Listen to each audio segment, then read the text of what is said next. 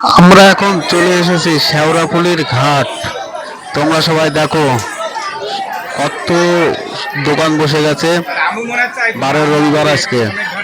আর দেখো কত ভক্তগণ এসে গেছে এবং কেউ কেউ বেরিয়ে পড়েছে বাবা তারকেশ্বর ভোলে বাবার মাথায় জল ঢালার জন্য।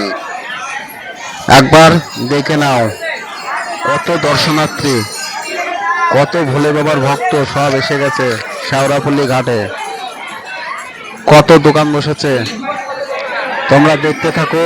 ভোলে বাবার সব ভক্তরা কত বড় বড় বাঘ নিয়ে এসে গেছে। দেখো কত সুন্দর একটি বাঘ, কত সুন্দর সাজানো, এরকম হাজারো বাঘ অগুন্তি। দেখো কত শুধু বাঘ আর বাঘ, সব ঘাড়ে করলে ভোলে বাবার নামে চলবে সব রাস্তা দিয়ে তারকেশ্বর ধাম। আর দেখো কত ভিড়,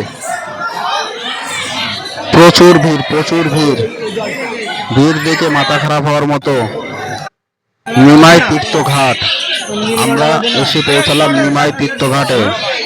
এই ঘাটটি শেওড়াফুলি এবং বৈদ্যবাটির মাঝখানে। এই ঘাট থেকে চান করে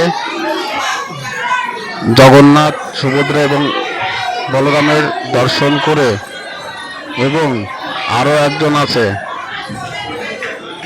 দেখো কত সুন্দর জগন্নাথ দেবের মূর্তি। বাবা জগন্নাথকে দর্শন করে সব চলছে ভোলে বাবার কাছে জল ঢালতে। এদিকে আবার চৈতন্য মহাপ্রভু, দেখো কত দর্শক। দুপুর বেলা যত বেলা গড়াচ্ছে তত দর্শকের ঢল নামছে। প্রচুর প্রচুর ভোলে বাবার সব ভক্তরা এসেছে। এখান থেকে জল নিয়ে সবাই রওনা দেবে তারকেশ্বরের উদ্দেশ্যে। দেখো ডাকাত কালীবাড়ি এসে পৌঁছে গেছি, ডাকাত কালীবাড়ি মায়ের মন্দিরে। দেখো মায়ের দর্শন, সবাই মাকে দর্শন করো। এরপর আমরা চলে যাব কাশীনাথ ধাম। আমরা চলে এসেছি কাশীনাথ বিশ্বনাথ ধামে। তোমরা দর্শন করো, উপরে বাবা স্বয়ং বিরাজ করছে এই মন্দিরটিতে। দেখো সবাই এখানে এসে বিশ্রাম নিচ্ছে। এটা বিশ্রাম নেওয়ার জন্য সুন্দর একটি জায়গা। ওপরে বাবা লাইটের নিচে অবস্থিত করছে। তোমরা কে কে এখানে এসেছো জল ঢালতে, দেখো কত সুন্দর এখানে।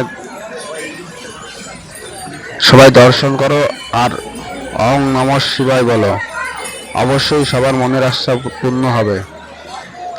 ভোলে বাবা পার করেগা।